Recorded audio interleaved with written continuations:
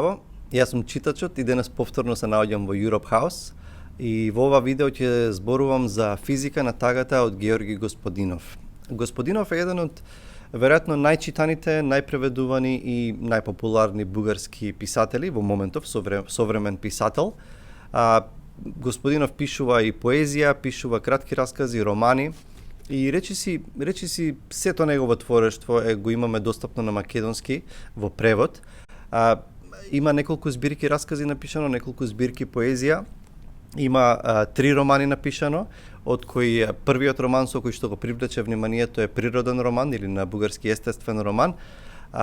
Меѓутоа, вториот негов роман, овој роман, Физика на тагата, кој што го издаде во 2011 година, на вистина го смести му даде посебно книжевно место, особено во европската литература. И за овој роман беше во конкуренција за повеќе престижни награди и освои некои награди. И јас го имам ова издание тука, издадено од издавачката куќа Или и преводот е на македонски од Душко Крстевски. Значи, како што кажав, Господинов е и доста читан и популарен и кај нас во Македонија и може да се најдат неговите дела. Повеќето дела негови ги има издадено издавачката куќа Или. Обично кога зборувам за некој роман, она што најпрво го правам, давам еден краток преглед на сюжетот, со тоа што да не откривам премногу детали. Меѓутоа, кога ќе се обиде човек да го направи тоа за овој роман, Физика на тагата, тоа е малку тешко. Зошто? Затоа што овој роман нема некакво класично или стандардно сюжет на кој што сме навикнати и ова е дефинитивно еден одличен пример за постмодерната литература и ова е дефинитивно еден експериментален роман во кој што е тешко да се најде, да се проследи таа линија на нарацијата од почеток до крај. Зашто станува збор? Ќе се обидам да преку неколку зборови, неколку главни моменти во романот да ви доловам зашто станува збор и зошто овој роман вреди да се чита и сметам дека е одличен роман. Господинов на самиот почеток Физика на тагата и во едно интервју и всушност тој го има во самата книга, Господинов вели од каде му дошла таа идеја за физика на тагата. Тој вели дека прочитал во еден весник во оние анкети, знаете, каде што има некаква си топ листа на најсреќни народи, па најнесреќни или најдобри места за живење, најлоши места за живење.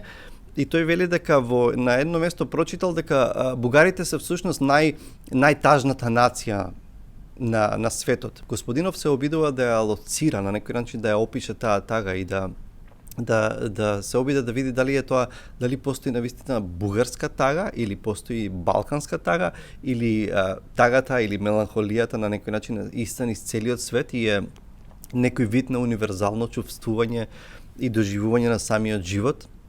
И воведува нараторот на оваа приказна го гледаме најпрво во неговото детство, зборувајќи во прво лице, и подоцна го гледаме во подоцнежни години, нели, како раскажува за неговото растење во Бугарија, живејќи во една сутеренска просторија со неговите родители, во тогашна, нели, комунистичка Бугарија, во мало градче.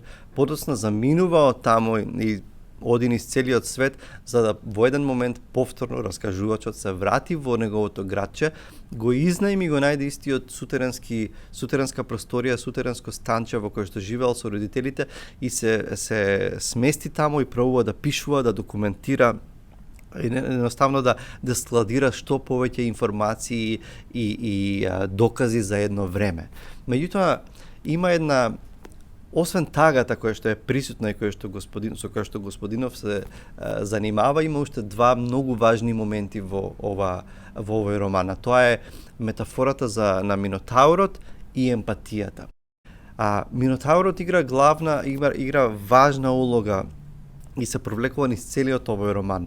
Минотаурот знаеме дека е митско суштество од древните грчки митови, Минос и Пасифаја, тоа е еден пар кој што живее во тоа време. Пасифаја зачнува од бик, во еден чуден склоп на околности, и таа го раѓа Минотаурот, тоа суштество кое што е половина со тело на човек, меѓутоа со глава на бик. Осуден е и ова суштество кое што ќе биде родено, Минотаурот, е осуден да живее во во еден лавиринт од кој што никогаш не може да излезе, во длабока темнина, во мрак. И нели обично се минотаурот се гледан како некакво зло суштество, крволочно суштество, меѓутоа господинов и нараторот пробува да ни даде една поинаква слика и да ни каже дека всушност минотаурот, што ако минотаурот е всушност само жртва за туѓиот грев и едноставно ни дава некакви си алтернативни гледишта за тоа како би можел минотаурот да се чувствува заробен во сите тие години и нели тоа огромно време во тој лавиринт. Минотаурот е важна метафора затоа што минотаурот е символ на таа напуштеност, на ако можеме да кажем на таа зачмаеност во тоа време. И минотаурот е слика и представа и за луѓето и за цели генерации кои што растеле во социјализмот, во комунизмот, на некој начин во тоа сивило, во тоа едноумие, во тоа време. И едноставно како што минотаурот всушност живее во тој заглавен во тој лавиринт, така и на едно место нараторот или господинов вели и ние се бутавме во тие подрумски простории како минотаури. И тој живее и тука има многу интересна символика. Тој живее во една сутеренска просторија каде што ни седи, детството го поминува седејќи покрај прозорот и гледајќи што се случува надвор, едноставно скриен во таа и секогаш чекајќи некој си подобро утре каде што ќе може семејството да си дозволи поголем стан и некаква си подобра иднина која на некој начин никогаш не доаѓа. Значи минотаурот е клучен символ и клучна метафора во целиот роман. Друго нешто кое што го споменав и морам да користам вакви нешта затоа што кажав дека сиже не постои класично сиже и треба да ја на некој начин самата представа за романот да ја изградиме од овие неколку моменти, клучни символи. Другиот момент е емпатијата.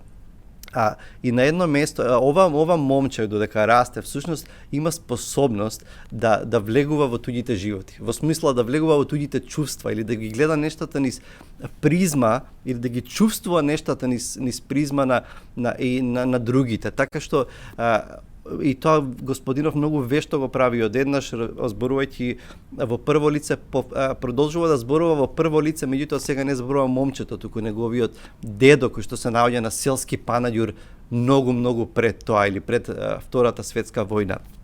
И тоа чувство всушност господинов го истакнува затоа што сите сме ние едно на некој начин. Секој човек нели си ја знае својата мака и секој поминува низ своји проблеми и тоа е едно чувство кое што децата најсилно го имаат изразено, го имаат во нив. И тој на едно место во романот вели како што човек нели расте и созрева и старее, таа емпатија полека се намалува, тоа чувство на емпатија. И таа емпатијата е клучен момент во овој роман затоа што нели тагата или меланхолијата на таквото доживување на животот е универзално и подоцна тој кога го напушта тоа градче, кога оди низ Берлин, низ Лајпциг, Љубљана, Солун, кога оди на разни поетски книжевни фестивали, движејќи се низ тие места повторно ја чувствува тагата. Не тагата на самото постоење, тој ја гледа на многу различни места. И на едно место има на многу интересен начин вели разговара со еден доктор и тој му вели ова е цела диагноза на емпатија и му дава некаков си назив на таа диагноза. Значи тие се две многу важни нешта.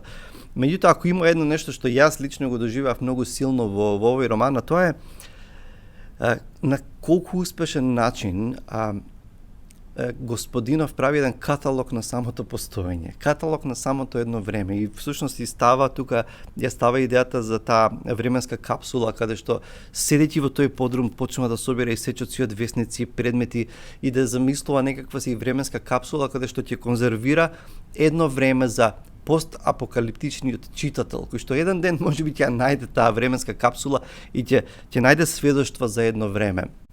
И не само тоа, мислам дека мајсторски го прави, ги доловува епифаниите со обичното, со најбаналното и обичното во нашето секојдневие.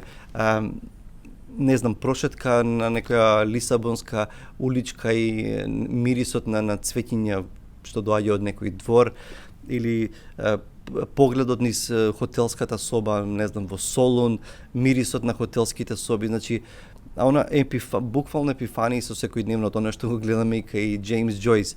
На мајсторски начин тоа го прави Господинов и згора на тоа со огромна доза на поетика и хумор. И тоа заедно ни дава еден одличен роман. Ако очекувате некаква си обична лесна приказна која што ќе ја следите од почеток до крај, ова не е тој роман. Меѓутоа, ако сакате да видите едно поетско доживување, ќе се осмелам да кажам на сето постоење и на таа екзистенцијална состојба на човекот, да ја чувствува меланхолијата и тагата на обкружувањето, на самото постоење, тогаш Господинов успел на многу естетски и уметнички начин да го долови сето тоа. Така што тоа е она што сакав да го кажам за Физика на тагата, многу вреден, многу добар роман кој што мислам дека нема да ве разочара и вреди да го прочитате. Така што ви го препорачувам од срце и се гледаме со наредното видео и со наредна рецензија. Поздрав!